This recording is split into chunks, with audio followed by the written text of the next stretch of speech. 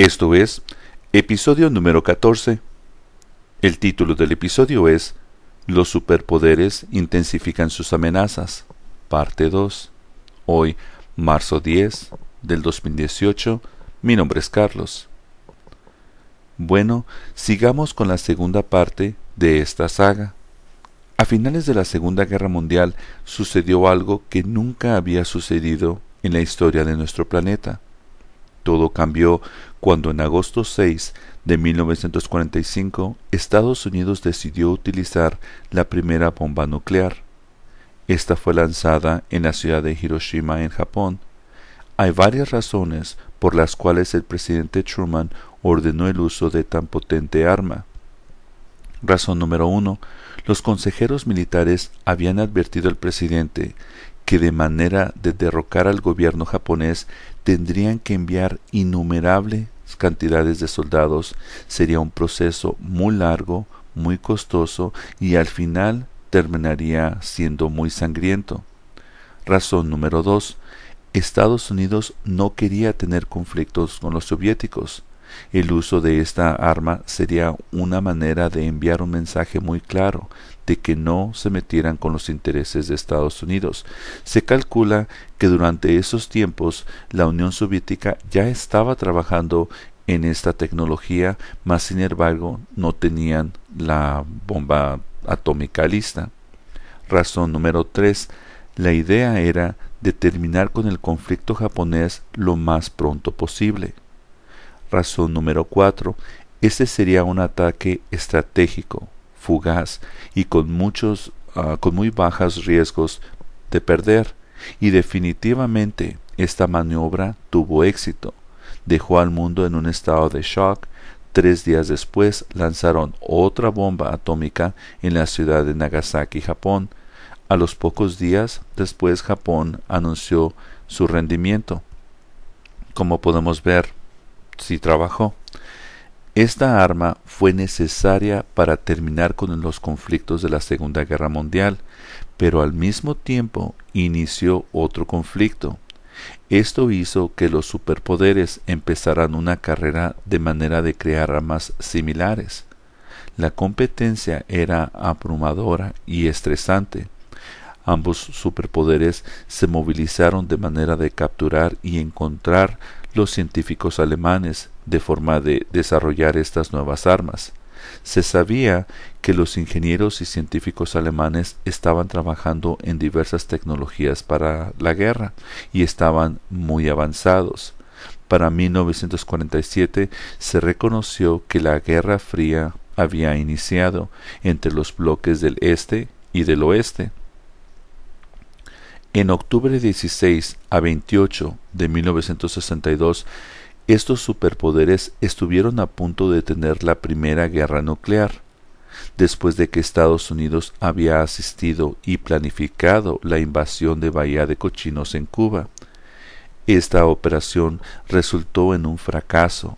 Consecuentemente, el gobierno de Fidel Castro le pidió a su aliado, la Unión Soviética, instalar misiles de manera de frenar una posible invasión por parte de Estados Unidos. La Unión Soviética también estaba tomando estas medidas en respuesta a la instalación de misiles en Italia y en Turquía. Al final hubo un acuerdo entre ambos superpoderes de que los misiles serían retirados de Cuba y Estados Unidos retiraría los misiles de Italia y Turquía.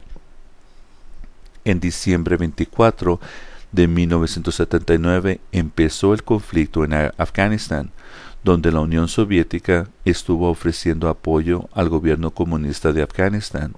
Los grupos rebeldes estaban siendo respaldados por Estados Unidos. En 1978, el gobierno comunista derrocó al gobierno democrático de ese país.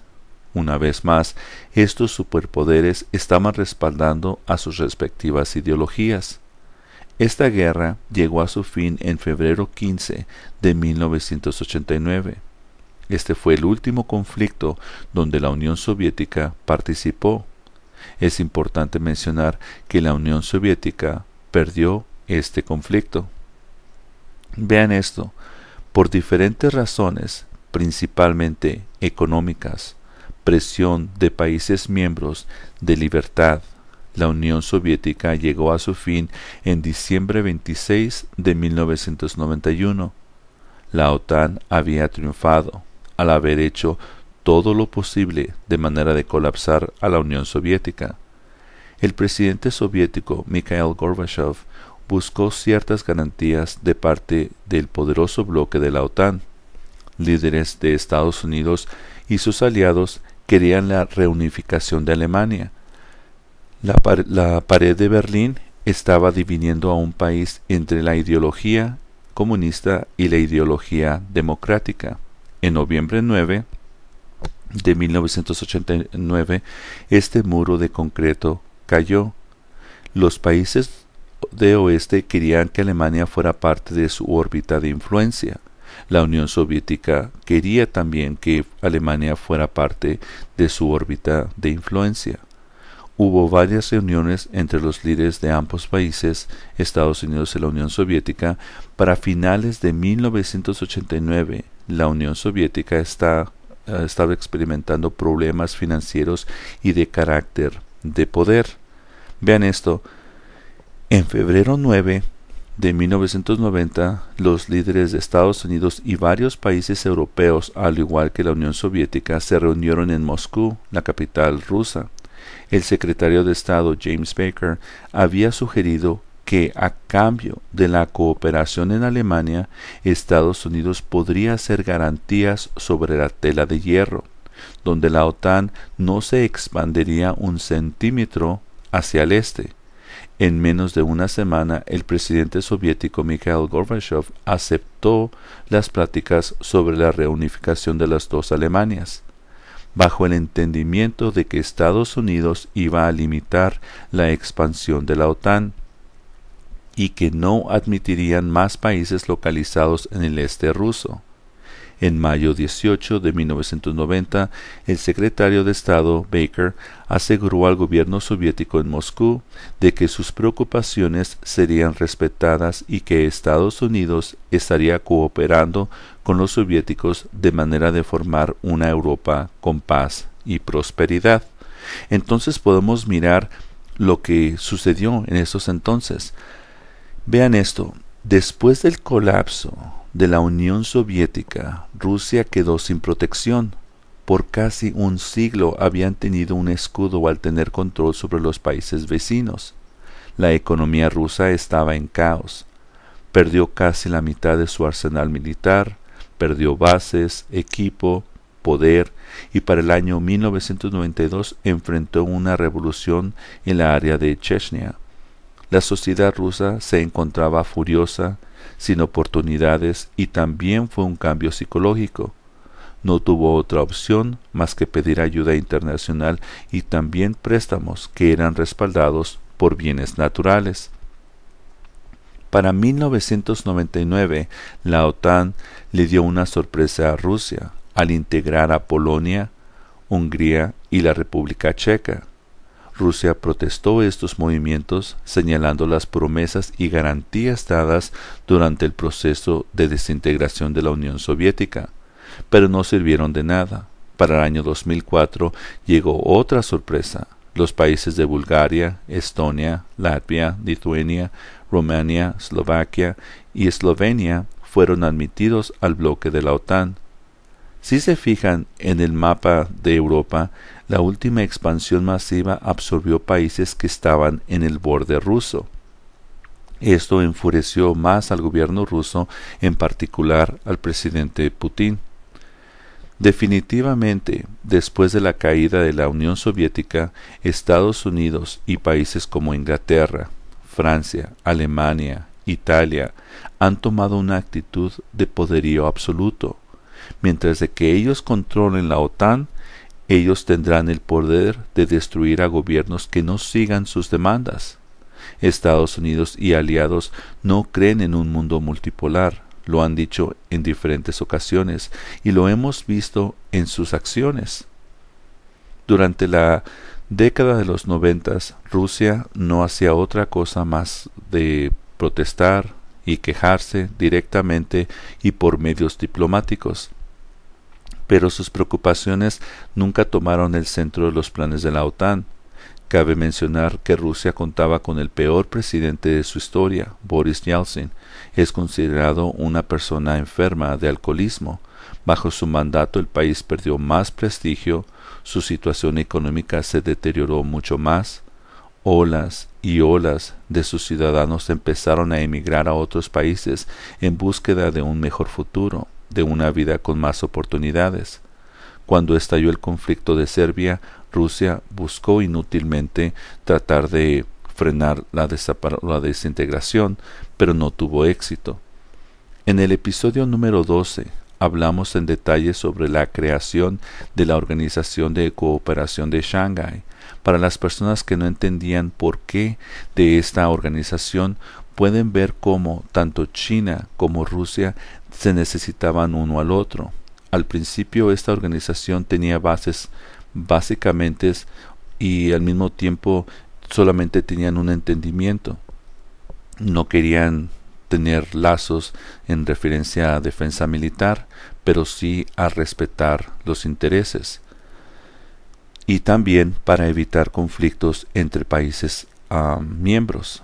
La OTAN quería saber qué tan preparados y capaces estaban las fuerzas militares rusas. Desde que el presidente Putin tomó las riendas de Rusia, parecía que todo estaba cambiando para bien. Decidieron hacer unos movimientos provocadores, ordenaron al presidente de la pequeña país Cáucaso de Georgia que invadiera 2 repúblicas autónomas localizadas en Georgia. Estas 2 repúblicas han tenido conflictos con el gobierno de Georgia desde el siglo XX. Rusia había instalado fuerzas de paz de manera de evitar más conflictos.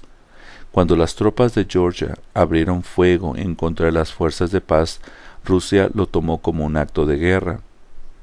Este conflicto solo duró 5 días. El país de Georgia sabía que esto iba a suceder. Tenía garantías de parte de la OTAN y también tenía armamento del más sofisticado y entrenamiento de parte de la OTAN. Este conflicto fue necesario de manera de probar las fuerzas rusas.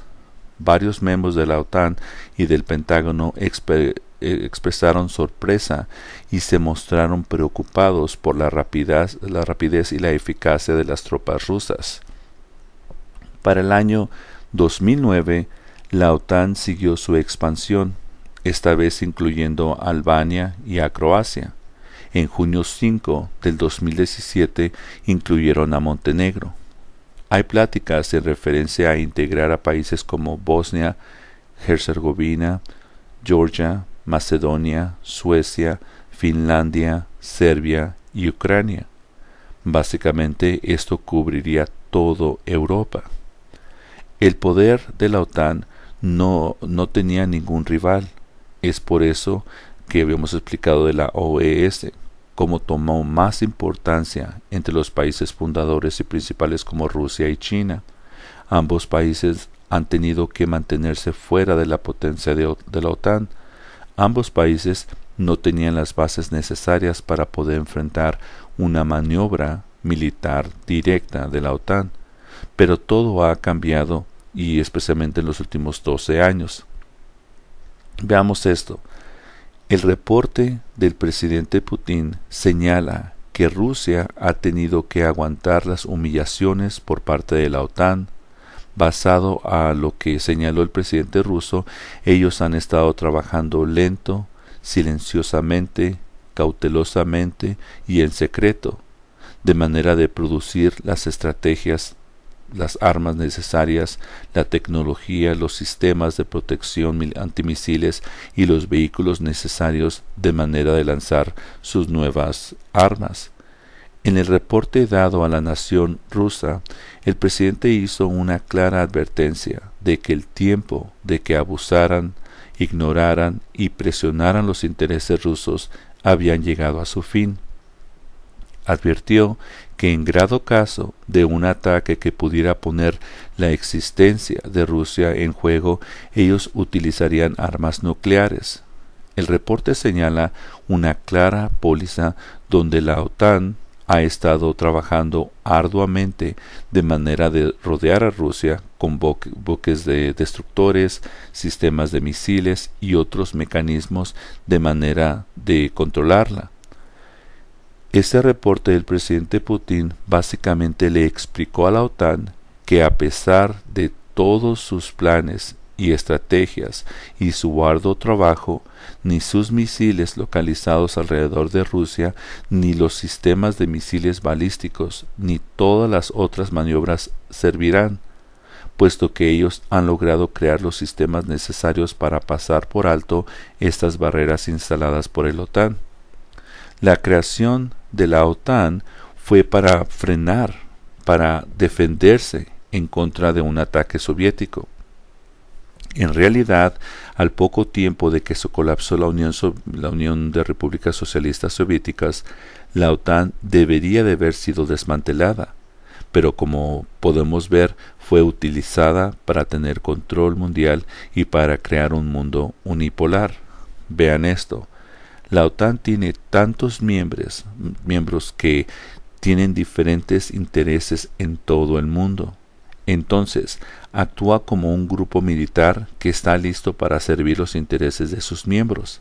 El artículo 5 señala que si un país de la alianza es atacado, entonces los otros países lo respaldarán y declararán guerra en contra de tal país.